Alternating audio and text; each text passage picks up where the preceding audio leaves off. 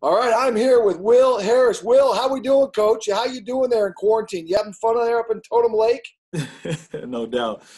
Staying safe and, just enjoying all the Zoom meetings, recruiting, obviously staff meetings, and then, position meetings as well. Sure. What is a DB Zoom meeting like? Let us in here. You got, Yeah. 17 guys in the room? Is that right? Yep, got about 17. We'll probably have about 23 once fall camp starts. And, we started off because it's been about 2 months now going on with these Zoom meetings. And we started off with going over our base coverages, and then also we'll install our techniques, which I'm very high on, just like Coach Lake was, being technique sound. And then when we got into the second month, we did a little project where all the guys will install a technique from one of the NFL guys. So we use Taylor Rapp, Buda Baker, Byron Murphy. So that was pretty fun. And then obviously we'll go into situational football next. Okay. Speaking of Jimmy Lake, you've worked alongside him the last couple years, now going into year 3 for you.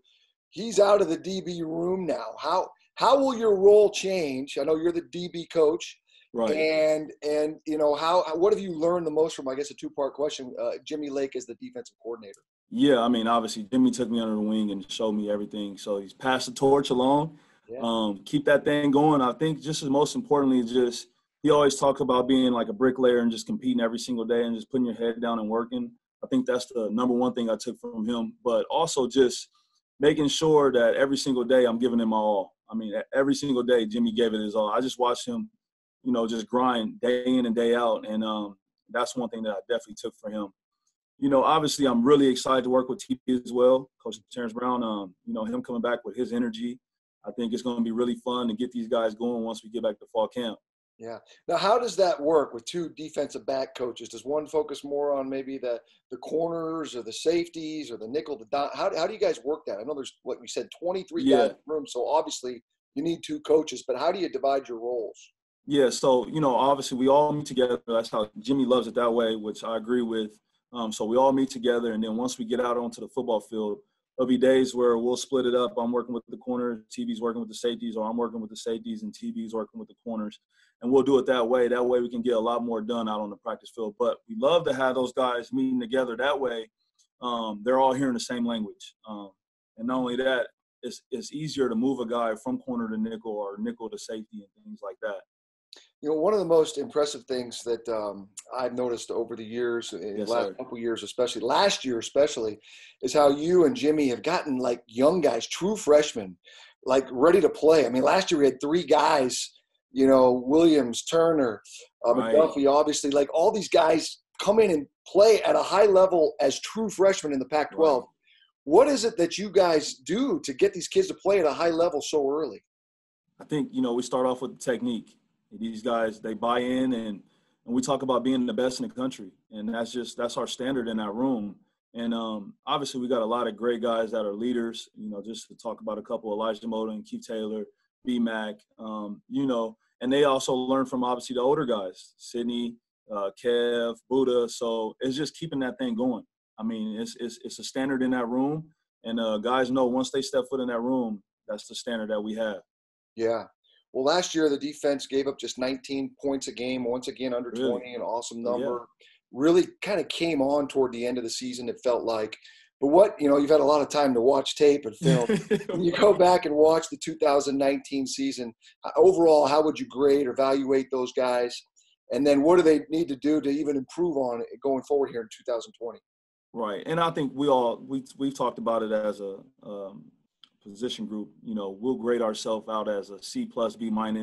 And I think more so we want to go deeper into the tackling part of it. I think we can do a better job, obviously, of tackling. And then, we talk about communication. Communication breeds understanding. Obviously, a bunch of guys coming back. And just like you said, a lot of young guys, obviously, in the back end last year. But this year, I feel like we're more experienced to where guys are able to communicate better. And we talk about it all the time. Communication breeds understanding. And so that'll be kind of the 2 things that we'll focus on. And then, obviously, situational football. I mean, I think that's what makes Jimmy elite is about situational football. So we'll go deeper into that for sure. That's awesome. Now, you've had some deep rooms there the last couple of years. A lot of guys drafted. The potential, the upside, you mentioned some of the names. Elijah Molden, getting a lot of preseason love. McDuffie, one of the best freshmen in America from a year ago.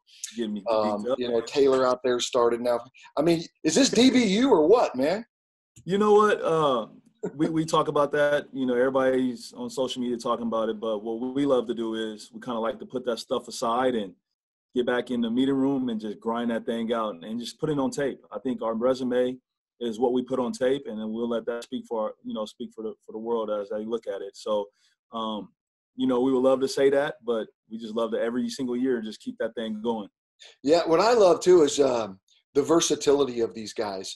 You know, I have no idea. You know, yeah, I think McDuffie and Taylor are going to be on the outside, but like, you got so much talent in this room. Yeah. Tyler Gordon, let's not forget about Dom this guy. Hampton. Like Dom Hampton, okay, Julius. So where are these guys all gonna play if like we had a game tomorrow? You know, who's the next? Let's say we're in dime. We got all these awesome players. Who's out there? Yeah. So I mean, obviously, you know, we'll see it because you know we were hoping to have spring ball and everything like that. But it's so funny. Like Jimmy was like, "All right, it's your room." He was like, "And good luck to you." Right. We know that room is really deep, and it's going to be some hard decisions, obviously. But I mean, that room is really, really deep, obviously, with all the experience coming back. And I'm just excited because I'm excited to see who kind of takes that next step. And then we also got a couple of young guys coming in, and then also Cam for Vicky Land, and also there's a guy that redshirted that I'm excited to see do something next year too. Talk about the 4 freshman DBs coming in. Covington, probably the most, you know, highly touted 4-star kid coming in, but also Jackson, Esteem, Smith. I mean, these are some dudes you got coming in, and they all kind of fit a certain profile, right? You guys love the guys with the length.